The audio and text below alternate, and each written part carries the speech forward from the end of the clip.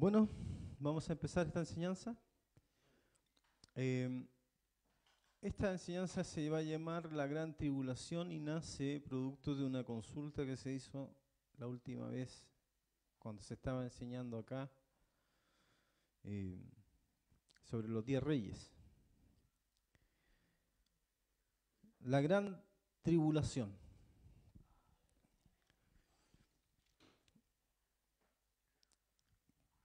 Alguien explicaba este tema y decía, nosotros supongamos que la Gran Tribulación es como un terremoto, es como una catástrofe que va a suceder. Nosotros tenemos la Escritura que nos dice que esa catástrofe va a suceder. Algunos piensan, dicen, no, yo no voy a estar para esa catástrofe porque me voy a ir antes. Otros, de la iglesia evangélica, dicen, no, yo voy a estar, pero solamente hasta la mitad que suceda esa catástrofe y ahí me voy a ir. Y otros dicen, no, yo voy a estar durante todo ese periodo de la catástrofe y al final me voy a ir. Entonces tenemos tres posturas con respecto a la gran tribulación. Algunos creen que se van a ir antes, otros creen que se van a ir a la mitad y otros creen que se van a ir después que pase la catástrofe.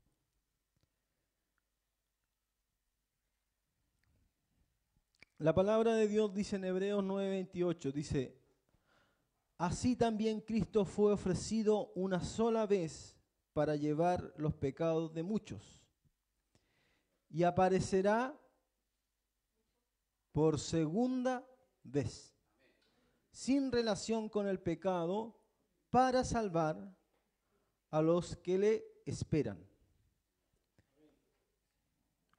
Leo de nuevo. Así también Cristo fue ofrecido una sola vez para llevar los pecados de muchos y aparecerá por segunda vez, sin relación con el pecado, para salvar a los que le esperan. La mayoría de las iglesias evangélicas creen en la segunda venida de Jesús, ¿cierto? En el Nuevo Testamento hay más de 300 citas con respecto a la segunda venida de Jesús. Más de 300 citas en el Nuevo Testamento. Eso quiere decir que es algo importante. Significa que una de cada 25 versículos habla de la segunda venida de Jesús.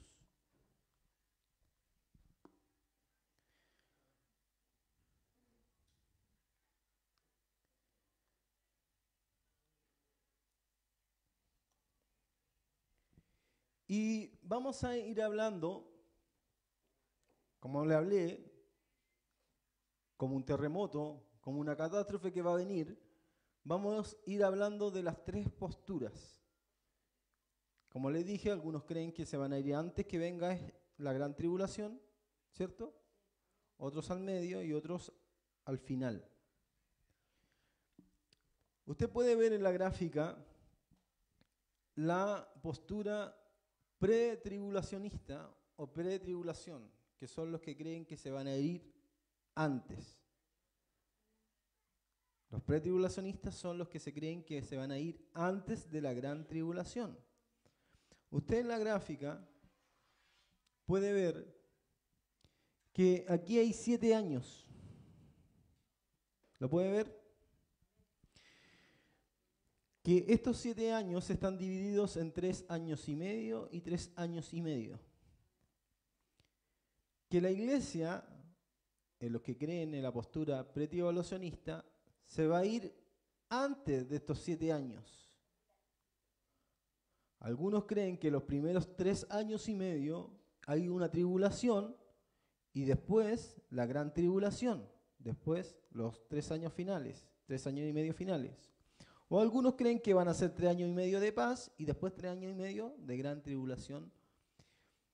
Dicen que al medio de estos 7 años el anticristo se va a sentar en el templo de Jerusalén, en el tercer templo que no está construido.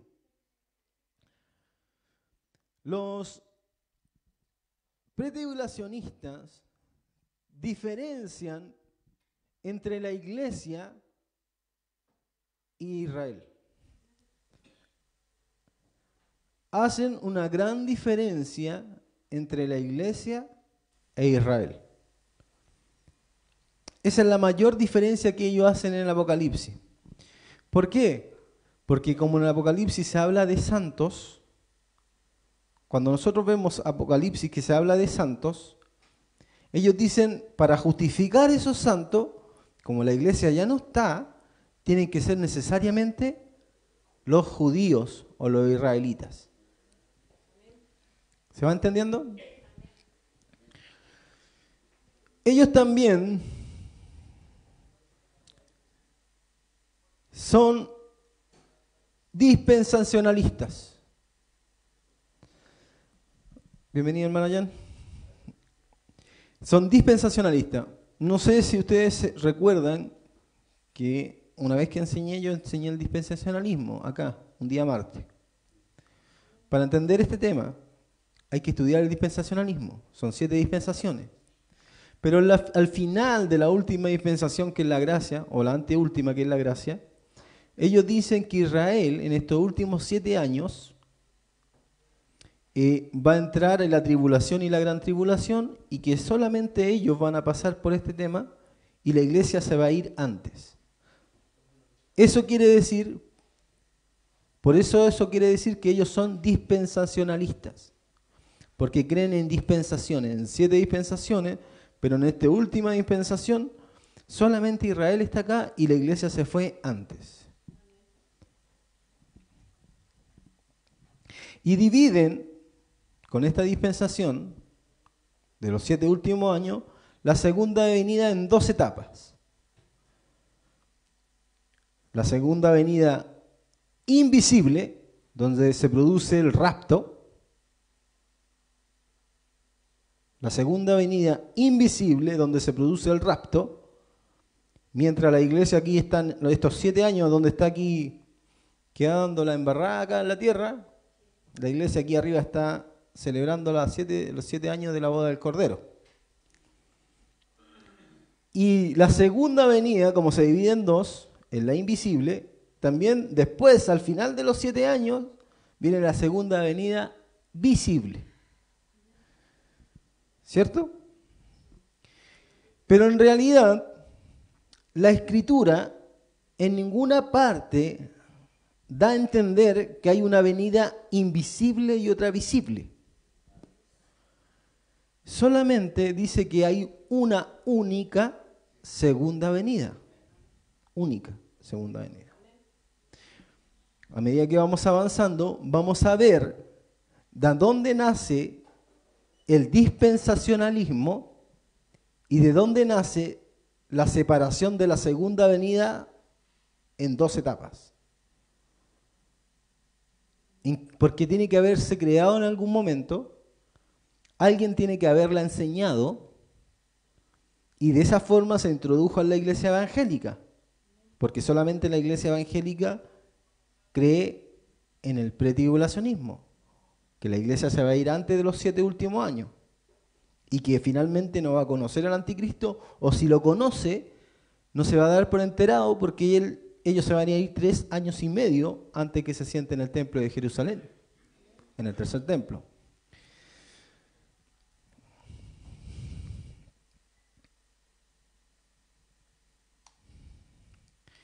Los medio tribulacionistas son los que creen que se van a ir a la mitad, o sea, pasan los primeros 3 años y medio, pero no alcanzan a entrar a los últimos 3 años y medio y se van a la mitad. En también son dispensacionalistas, también separan la segunda venida de Jesús en 2 etapas, en la invisible y la visible, ¿cierto? Pero la diferencia es que en vez de irse al principio de los 7 años, se van a la mitad.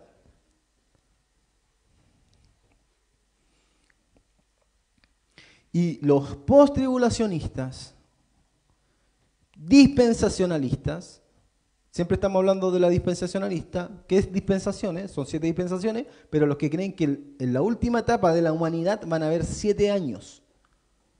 ¿Me entiende? 7 años.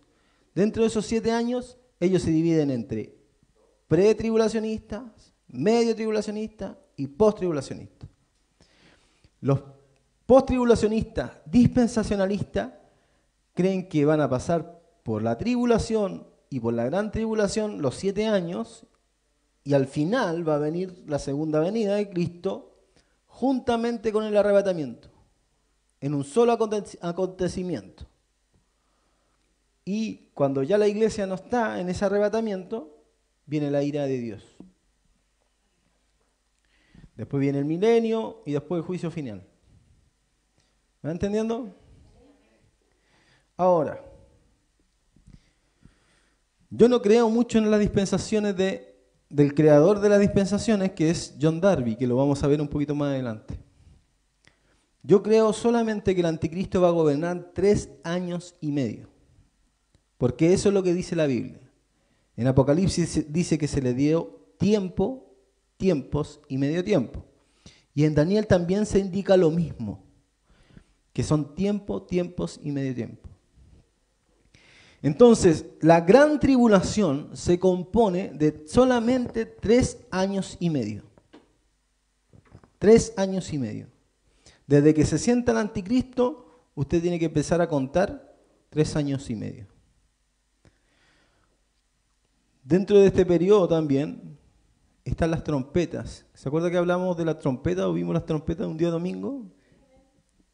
Dentro de este periodo también están las trompetas. También dentro de este periodo están los 2 testigos. ¿Sabe cuáles son los 2 testigos, cierto? Los que aparecen en Apocalipsis. Algunos dicen que los 2 testigos no están aquí, sino que están acá. Y a la mitad los 2 testigos mueren y después aparece el anticristo en los últimos 3 años y medio. Pero la Biblia, cuando habla de los 2 testigos, habla que el anticristo juntamente con los 2 testigos, sus ministerios son casi paralelos. Hay solamente una diferencia de unos días antes que venga Jesús. Antes que venga Jesús. ¿Cuáles son los versículos que se basan los pretribulacionistas? Ellos dicen, y citan Romanos 2:5. ¿Por qué nosotros no vamos a pasar por el terremoto? ¿Por qué nosotros no vamos a pasar por la catástrofe? ¿Por qué nosotros no vamos a pasar por la gran tribulación? Terremoto es, lo digo analógicamente, figurativamente. Ellos dicen, no, es que Romanos 2:5 dice, por la dureza, pero por tu dureza y por tu corazón no arrepentido tesoras para ti mismo ira para el día de la ira y de la revelación del justo juicio de Dios. O sea, ellos dicen que hay una ira de Dios, ¿cierto? Y dice en 1 Tesalonicenses 1:10, y esperar de los cielos a su Hijo, al cual resucitó de los muertos, a Jesús, quien nos libra de la ira venidera. De la ira venidera. Entonces estamos hablando de una ira, ¿cierto? Estos versículos están hablando que Jesús nos libra. El primer versículo nos indica que hay una ira de Dios.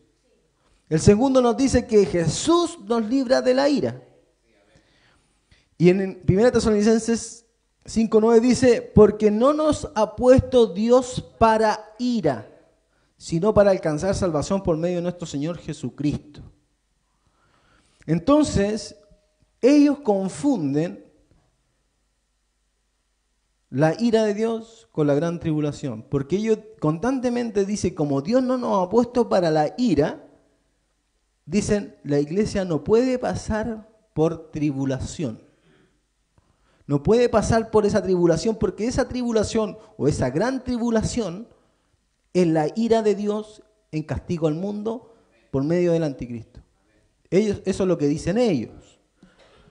Ahora, la gran tribulación y la ira de Dios son 2 cosas completamente distintas. Son distintas.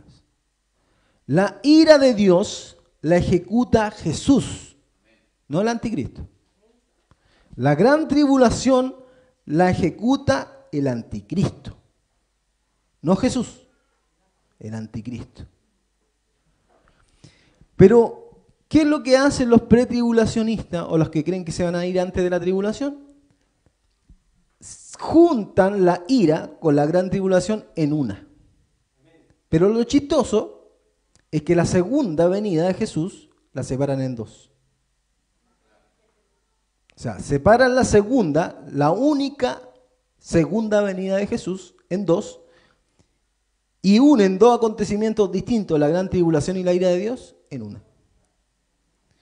Para hacer calzar que como que Dios no nos ha puesto para ira, sino para alcanzar salvación, lo hacen calzar con eso, con este versículo. Cuando nosotros podemos ver que la ira de Dios es una cosa completamente distinta a la gran tribulación. En Apocalipsis dice que el diablo ha descendido. Cuando es arrojado en el capítulo 12 de Apocalipsis, les dice, ¡ay!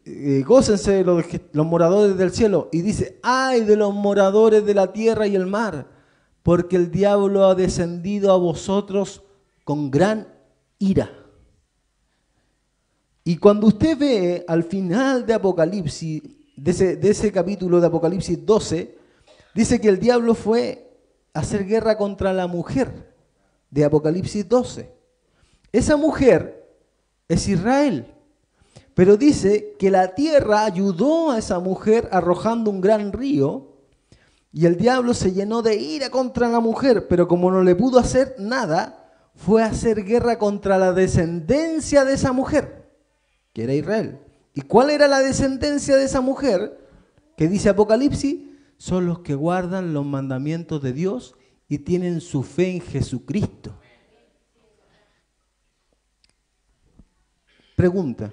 ¿Los judíos, los israelitas, tienen su fe en Jesucristo? ¿La nación de Israel que está en el Medio Oriente, tiene su fe en Jesucristo? No, no la tiene. Entonces, ¿contra quién fue a hacer guerra el diablo? Contra los cristianos. Contra los cristianos compuestos de judíos creyentes en Jesús y gentiles creyentes en Jesús. Porque la iglesia está compuesta de ambos. Y quiso destruir a esa nación de Israel, pero la tierra la ayudó y se fue a hacer guerra contra la descendencia. ¿Me entiende? Y cuando fue a hacer guerra contra la descendencia, ahí viene el capítulo 13 de Apocalipsis. ¿Y qué dice Apocalipsis 13:1?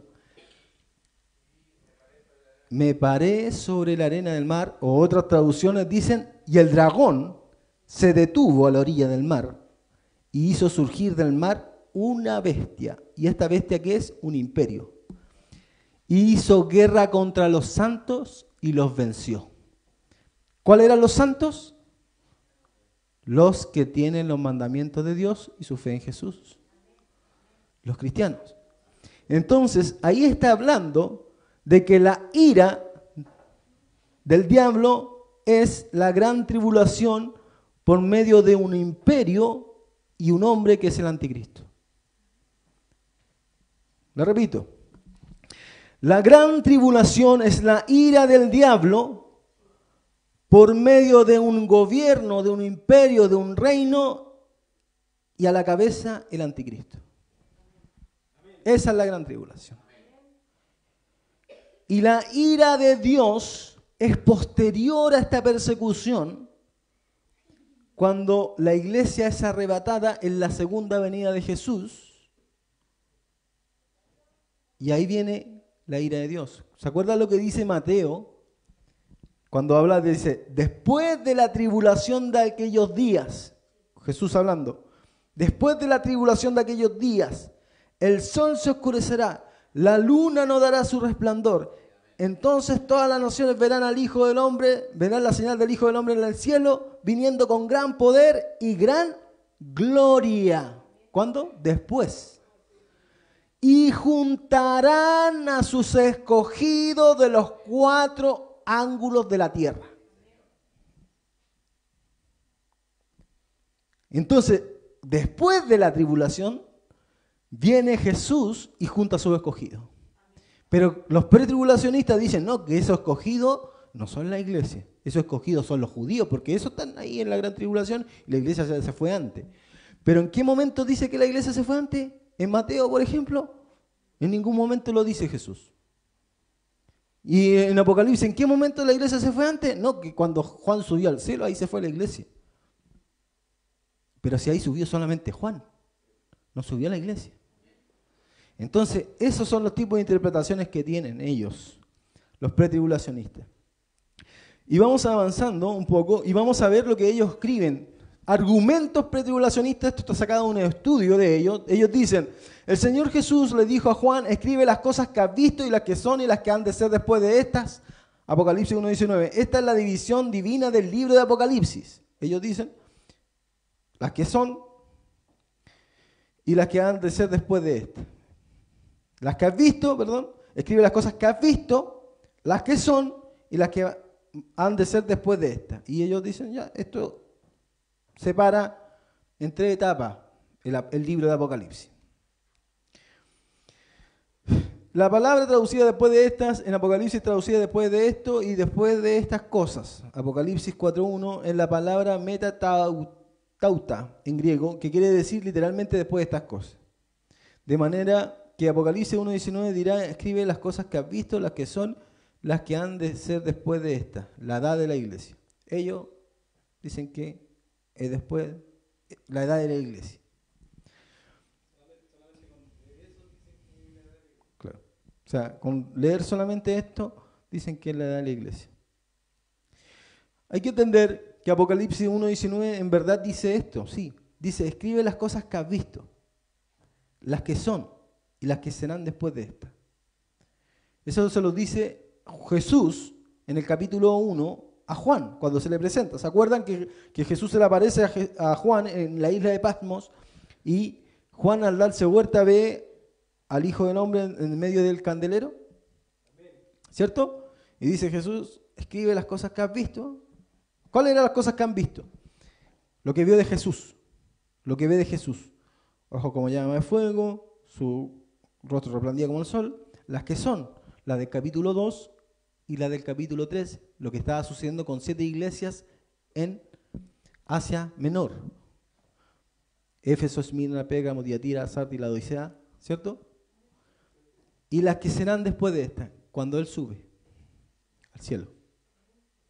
Entonces, esto no significa la edad de la iglesia, o sea, ellos dicen que es la edad de la iglesia, es una interpretación solamente. En ninguna parte dice que es la edad de la iglesia. Pero eso es interpretación. Después dice lo que Apocalipsis 4:1 dice entonces, después de estas cosas miré y aquí una puerta abierta en el cielo y la primera voz que oí como de trompeta, hablando conmigo dijo, sube acá y yo te mostraré las cosas que sucederán después de estas. ¿Ve que ahí viene después de estas? O sea, después de la edad de la iglesia. O sea, después de la edad de la iglesia. O sea, cuando ellos dicen que Jesús dice, escribe las cosas que viste, las que son y las que sucederán después de estas, dicen que ya la iglesia ya no está, ahí ocurre el arrebatamiento y después de estas cosas son los últimos 7 años y medio, la gran tribulación, el anticristo y todo ese tema. Eso es lo que ellos dicen, que el capítulo 4 significa el arrebatamiento de la iglesia, aunque no lo diga aquí. Y no lo diga más adelante, ni lo diga atrás, pero hay que entender por revelación que después de estas cosas significa que ya la iglesia no está.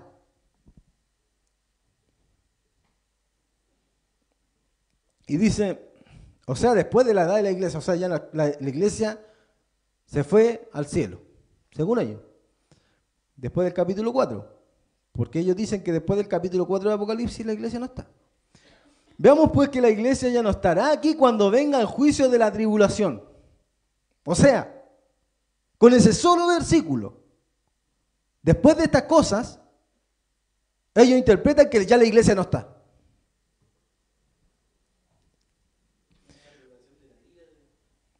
Sí, porque ellos unen la tribulación y la ira en una. Es una cosa solamente para ellos. El acontecimiento del arrebatamiento y el horror del juicio para los que quedan será verdaderamente simultáneo en cuanto al tiempo. Lo vemos claro en Lucas 21,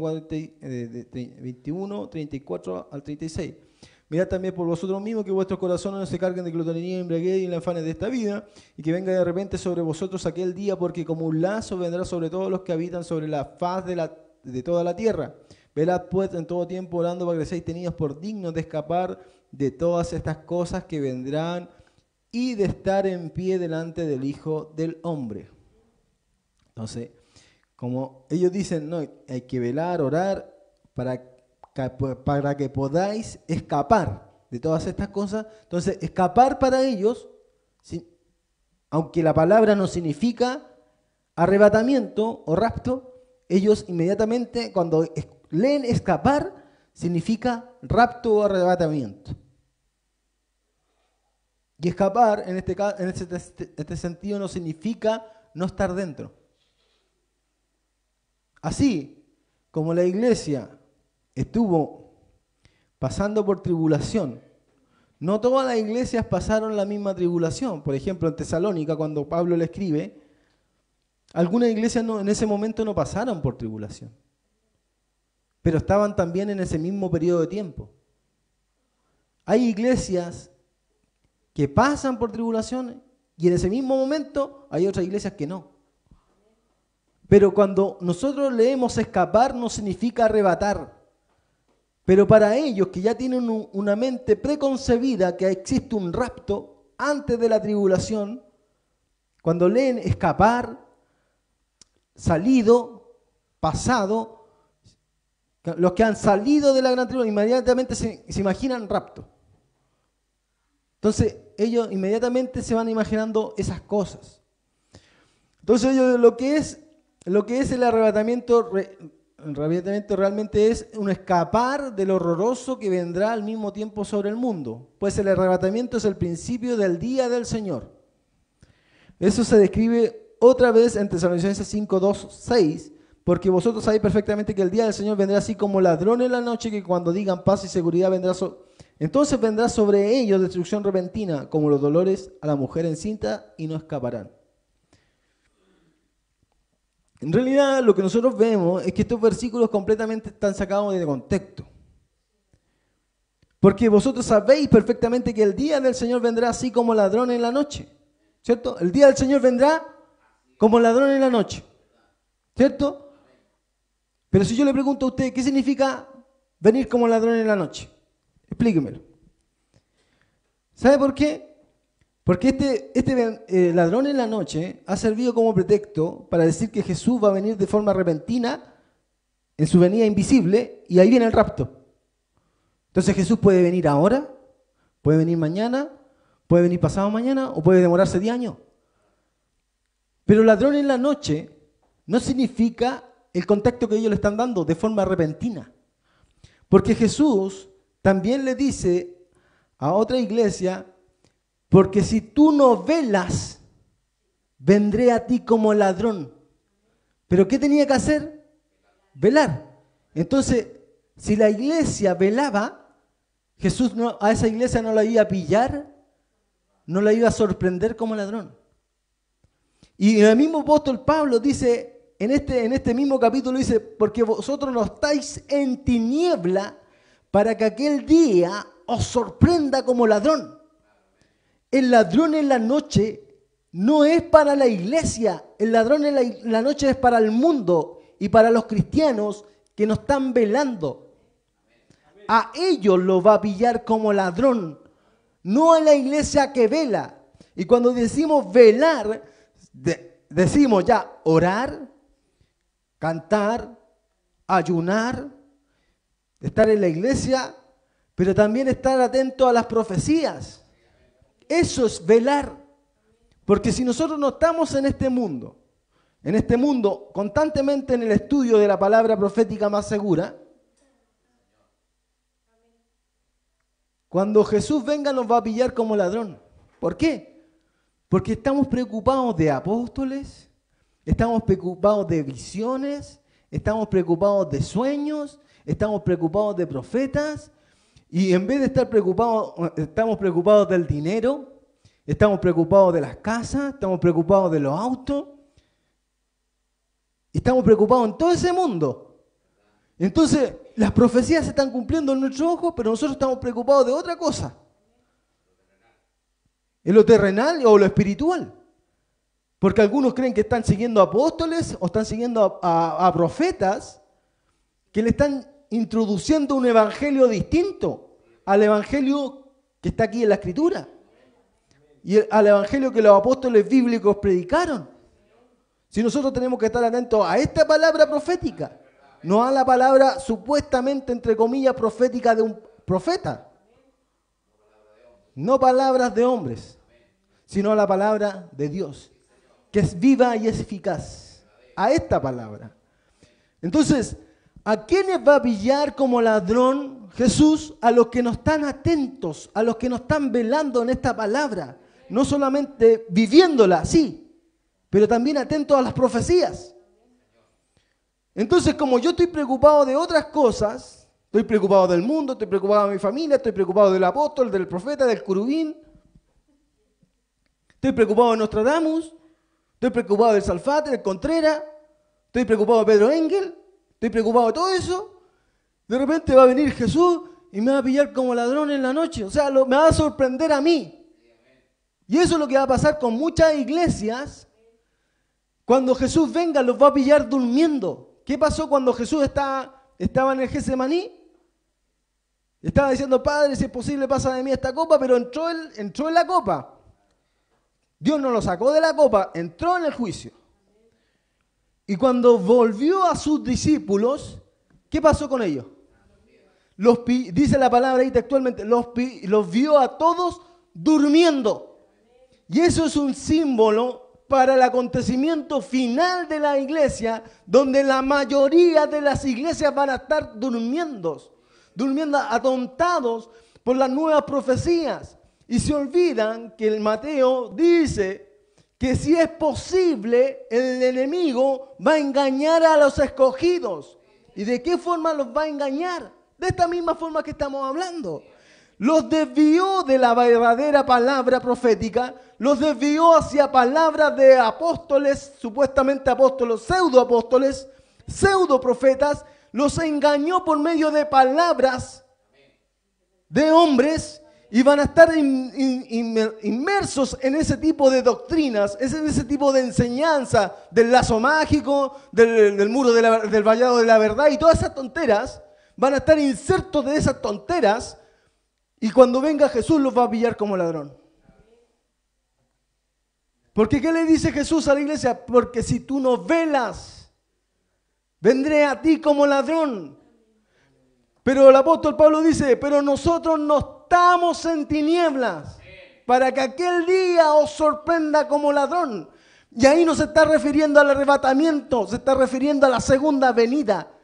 El ladrón en la noche es a la segunda venida. No al arrebatamiento.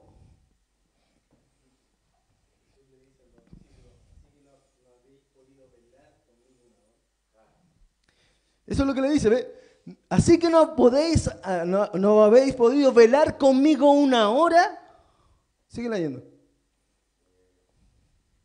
Vino luego a sus discípulos y lo halló durmiendo. Y dijo a Pedro, así que no has podido velar conmigo una hora, velad y orad, para que no entréis en tentación.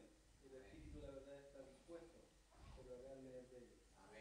Velad y orad. Y Jesús en Marcos dice, lo que a vosotros digo, a todo os digo, velad. Y velad no significa solamente estar en la iglesia, porque hay muchos que van a la iglesia. Y a lo mejor más que nosotros. Van el martes, el viernes, el domingo. Y algunos van a estar los jóvenes. Y está bien. Yo no digo que esté malo, está muy bien ir a la iglesia. Pero ¿a qué tipo de iglesia vamos? Porque los mormones se levantan a las 6 de la mañana para venir a la escuela bíblica de ellos. Y en la escuela bíblica de nosotros no viene nadie. Y eso que son a las 8 de la tarde. Entonces, nosotros vemos actualmente que la palabra de Dios siempre se va cumpliendo. La iglesia está durmiendo o no está durmiendo. Usted le está diciendo, ¿sabe qué? Los tiempos finales se están cumpliendo. Estamos llegando, se está apresurando todo, como que se está apresurando de repente, como que dicen, ya el tercer templo se va a construir, y todo el tema profético se está apresurando, y las personas, el cristiano, el creyente, en vez de estar más inserto en la iglesia, en vez de estar más velando, más espiritual, más santo, incluso a nosotros nos pasa, estamos más fríos, estamos durmiendo.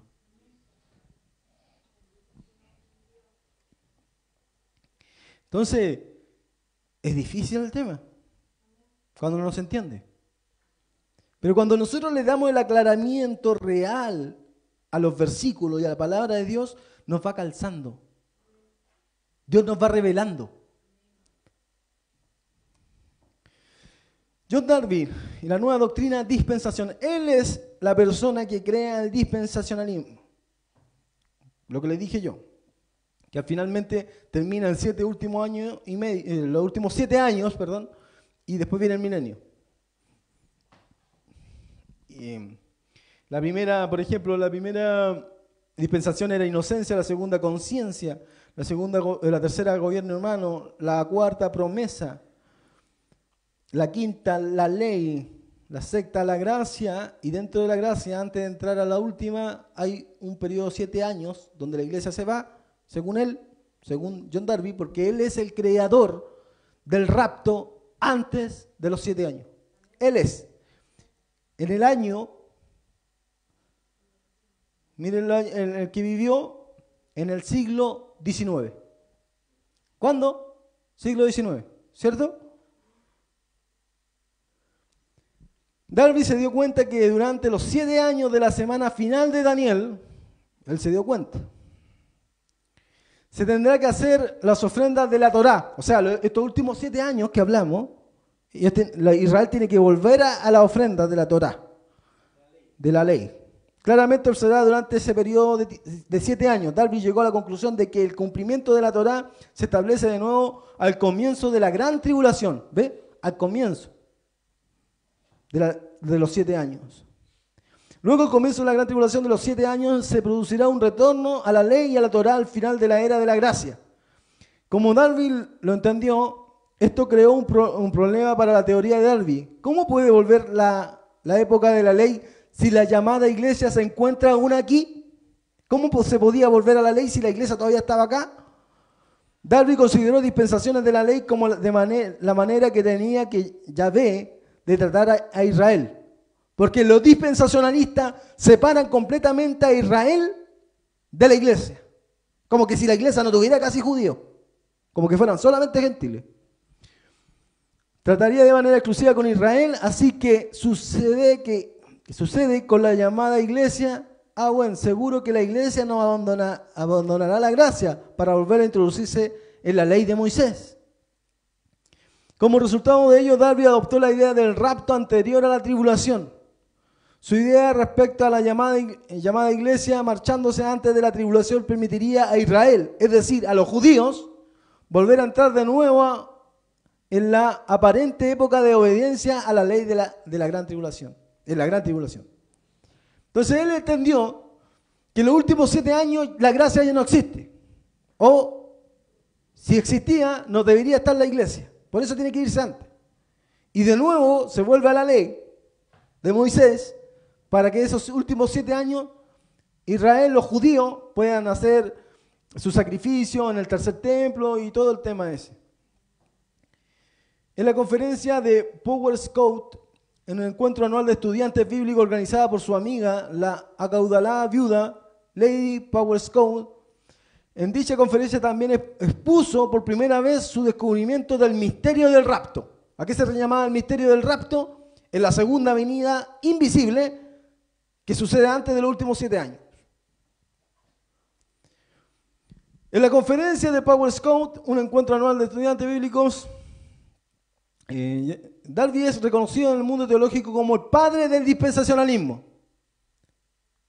Dentro del mundo evangélico, John Darby es conocido como el padre del dispensacionalismo. Él creó el dispensacionalismo.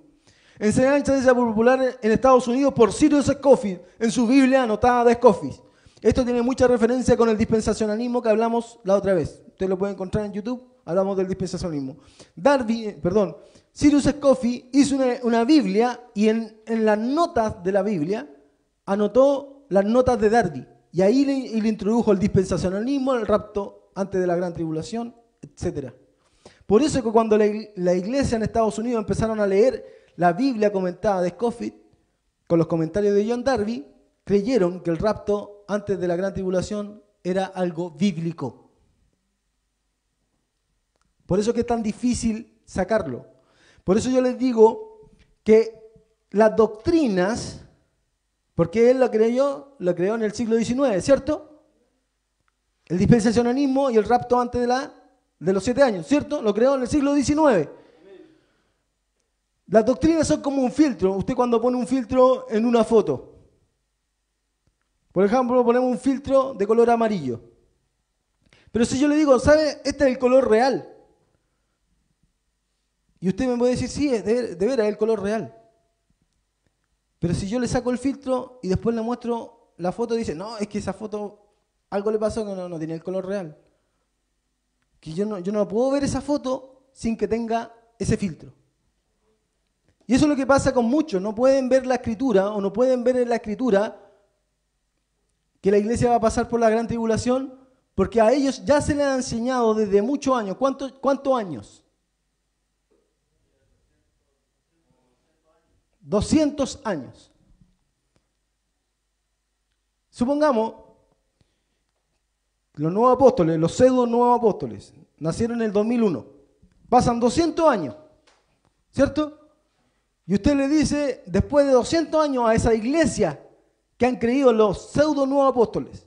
No, si los apóstoles nuevos no existen. No, si existen. A mí me lo enseñó mi pastor. Y a ese pastor se lo enseñó su otro pastor, que ahora no son pastores, son apóstoles. No, a mí me lo enseñó mi apóstol. Y a ese apóstol se lo enseñó el profeta. Y a ese profeta se lo enseñó el querubín. Y a ese querubín se lo enseñó el diablo. Entonces ellos dicen, no, como han pasado tanto tiempo, dicen, no, que es bíblico, es antiguo, si los primeros cristianos siempre creyeron eso. Por eso que cuando nosotros citamos a los cristianos antiguos, este Cyrus Scofield, no es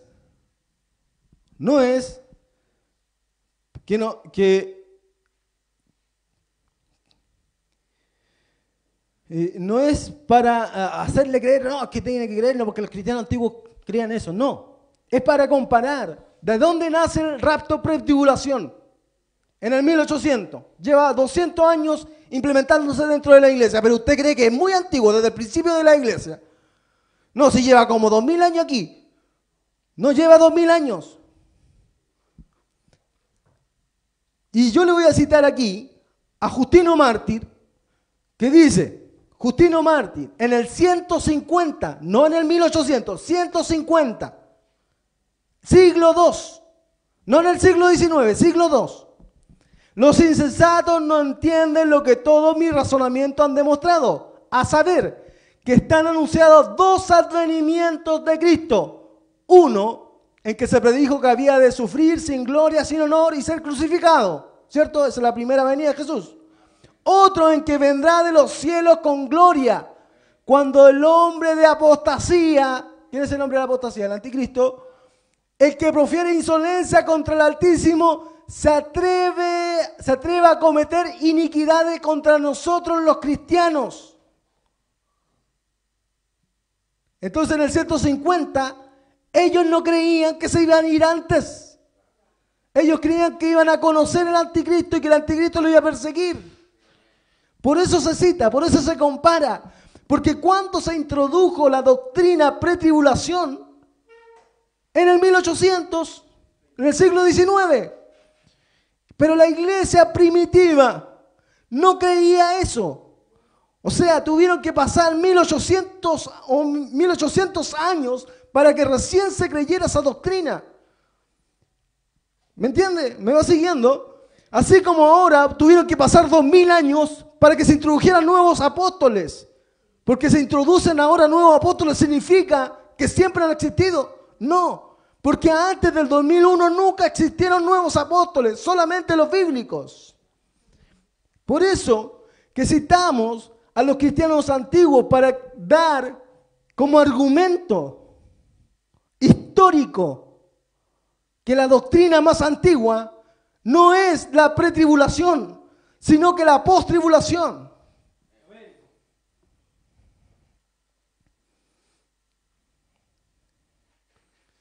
Y Justino Mártir sigue, y es cosa patente, es que nadie es capaz de intimidarnos, ni de someternos a servidumbre a los que en toda la tierra creemos en Jesús.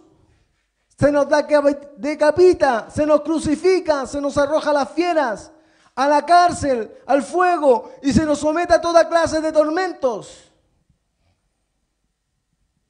Pero a la vista de todos está que no apostatamos de nuestra fe, aunque los decapitaran, aunque los crucificaran a los cristianos, aunque los arrojaran a la fiera, aunque los metieran a la cárcel, al fuego. Dice, se nos somete a toda clase de tormento, pero a la vista de todos está que no apostatamos de nuestra fe. No se apartan, no renuncian a su fe, siguen confesando a Jesús. Antes bien, cuando mayores son nuestros sufrimientos, tanto más se multiplican los que abrazan la fe y adoran a Dios en el nombre de Jesús. Y eso es lo que va a pasar al final también de los tiempos. Esto lo dice Justino Mártir en el diálogo con Trifón, editorial CLIE, una editorial cristiana evangélica. De aquí que Tertuliano dijera, la sangre de los cristianos, de los mártires, es la semilla de los cristianos. Porque entre más cristianos morían, más se multiplicaban y era una paradoja. Lo mismo que está pasando en el Medio Oriente, que entre más cristianos matan, más se multiplican.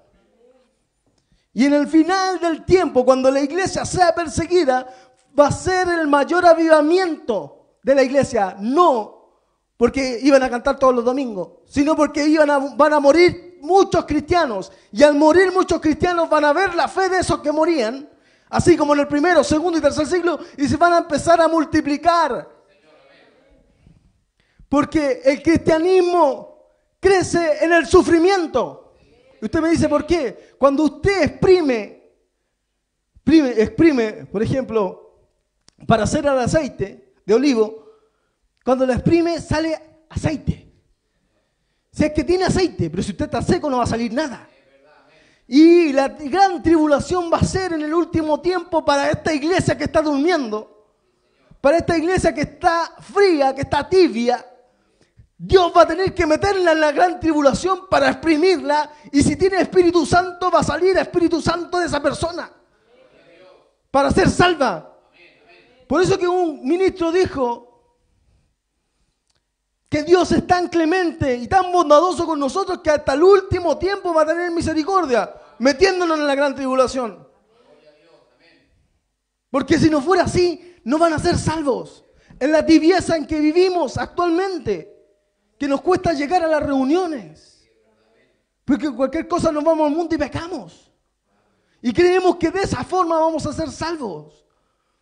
No es que Dios es tan bueno, me va a salvar así con todos mis pecados. No, Dios no va a salvar a ninguno con su pecado. No se engañéis, Dios no puede ser burlado.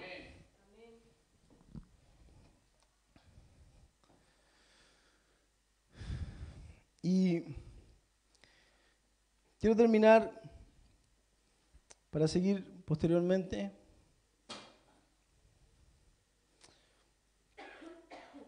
En el PPT 27.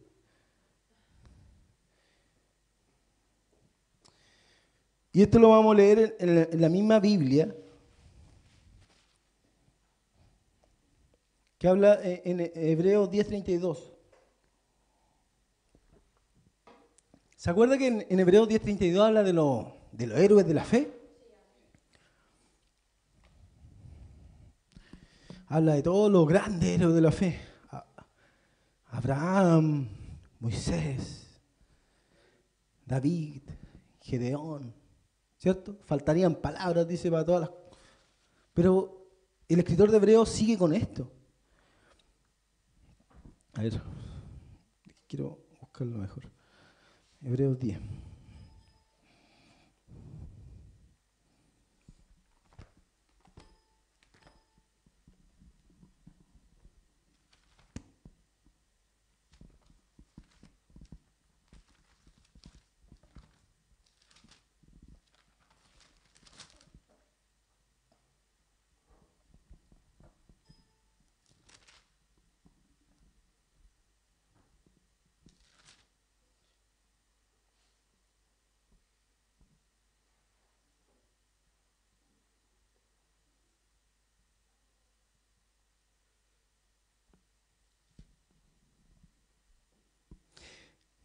Es Hebreos 11, que habla de los héroes de la fe. Pero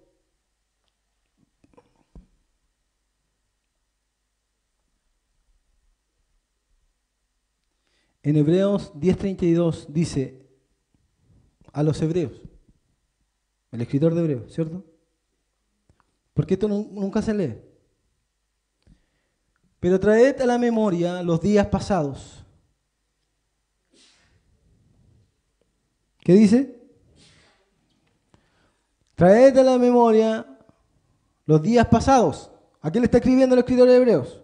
A los hebreos, ¿cierto? Pero habló también de los héroes de la fe en el siguiente, ¿cierto?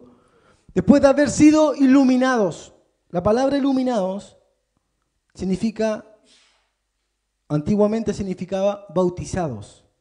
Cuando alguien se bautizaba, se ocupaba también esta palabra iluminados. En agua, bautizado en agua. De los cuales después de haber sido iluminados, sostuviste gran combate de padecimientos. Por una parte, ciertamente con vituperios, o sea, de una forma, vituperios. Y tribulaciones fuisteis hechos espectáculos. Por tribulaciones. ¿Cierto? Y por otra llegasteis a ser compañeros de los que estaban en situación semejante. O sea, que estaban siendo vituperados y pasando tribulación, fueron compañeros de los mismos que estaban en esos padecimientos. En la carta de los hebreos. Porque estos versículos nunca se leen en ninguna iglesia. Porque de los presos también os compadecisteis. ¿Pero cuáles presos? Los cristianos que estaban presos en ese tiempo. Los cristianos judíos que estaban presos en ese tiempo. Porque la carta de los hebreos no fue escrita para hebreos que no creen en Jesús, sino para los creyentes en Jesús. Porque, o sea, cristianos. Porque los cristianos no solamente son gentiles. Porque algunos creen que cuando hablamos de cristianos estamos hablando solamente de gentiles. Porque de los presos también os compadeciste, pero de los presos cristianos. Y el despojo de vuestros bienes sufristeis con gozo. O sea, si viniera alguien y le quitara su casa, ¿qué dice el escritor de Hebreo? Lo sufristeis con gozo. Le quitaban sus bienes a los cristianos. ¿Cierto? Sabiendo que tenéis en vosotros una mejor y perdurable herencia en los cielos. No perdáis, pues, vuestra confianza en la tribulación, en el despojo que el mundo te hace y que en el futuro va a ser el anticristo. En la tribulación y en el despojo. No perdáis, pues, vuestra confianza que tiene grande galardón. La confianza tiene galardón, tiene premio. En la tribulación, en el padecimiento, en el despojo de los bienes que te va a quitar el anticristo. O que le quitaron a esos cristianos en ese siglo, primero. Porque es necesaria la paciencia, sigue diciendo el escritor, para que habiendo hecho la voluntad de Dios, obtengáis la promesa. Que es necesaria la paciencia en tribulación, la paciencia en el despojo, en la persecución, la paciencia en esa angustia. ¿Para qué? Para obtener la promesa.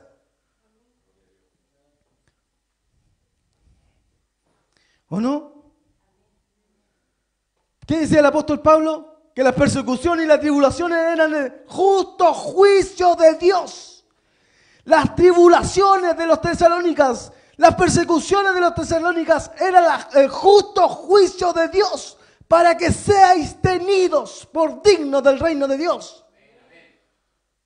Y esto no lo digo yo, lo dice el apóstol, esto no lo dice el segundo siglo, no lo dice Justino Mártir, no lo dice Irineo, no lo dice Darby, lo dice el apóstol Pablo. Dice, porque es necesaria la paciencia, para que habiendo hecho la voluntad de Dios, obtengáis la promesa. Porque aún un poquito, y el que ha de venir vendrá, y no tardará. Mas el justo vivirá por fe. Y si retrocediere, cuando hablamos de retroceder, en el contexto se está refiriendo a apostatar de la tribulación. Prefiero renunciar a Jesús, salvar mi vida, perder mi alma. Y si retrocediere, si le negare, si no quiero estar en tribulación, si no quiero ser despojado de mis bienes, si no quiero ser marcado, si no quiero ser perseguido por el anticristo, eso es retroceder. No agradará a mi alma. Pero nosotros no somos de los que retroceden para perdición, sino de los que tienen fe para preservación del alma. Queda muy claro leyendo la Biblia solamente, que el padecimiento, la tribulación es necesaria. Lo dice el apóstol Pablo, lo dice el apóstol Pedro, lo dice el apóstol Juan, lo dice la Escritura, lo dicen los cristianos del segundo, del primero, del tercer siglo, lo dicen. Entonces, ¿dónde nació? Que la iglesia no pasa por ningún tipo de tribulación. No, es que tenemos que ser felices, que tenemos que llenarnos de plata, de autos, de casas. Tenemos que exigirle a Dios, no, yo quiero esto, yo quiero un auto, yo quiero una casa. Tenemos que ordenarle a Dios y tenemos que ordenarle a los ángeles. ¿De dónde nace eso? De profetas, de falsos apóstoles. La palabra de Dios dice una cosa distinta a esa. Y lo vamos a dejar hasta acá. Póngase en pie. Señor, Dios y Padre Celestial, en esta tarde, en esta noche, te damos gracias porque tu Escritura y tu palabra ha sido leída y ha sido expuesta claramente para mis hermanos. Amén. Espero que haya servido de edificación, de construcción para sus almas, para sus vidas como cristianos. Ayúdanos a ser mejores cristianos cada día más, a cambiar nuestras vidas, a cambiar nuestras mentes, nuestros corazones. Si tenemos alguna inmundicia en nuestra vida, sácala, Señor. Si tenemos algún obstáculo para seguirte, sácalo. En el nombre de Jesús, Padre, te lo pedimos. Amén. Dele la gloria a Dios. Gloria y honra sea nuestro Dios, bendito por los siglos de los siglos. A mi Señor Jesucristo. Amén.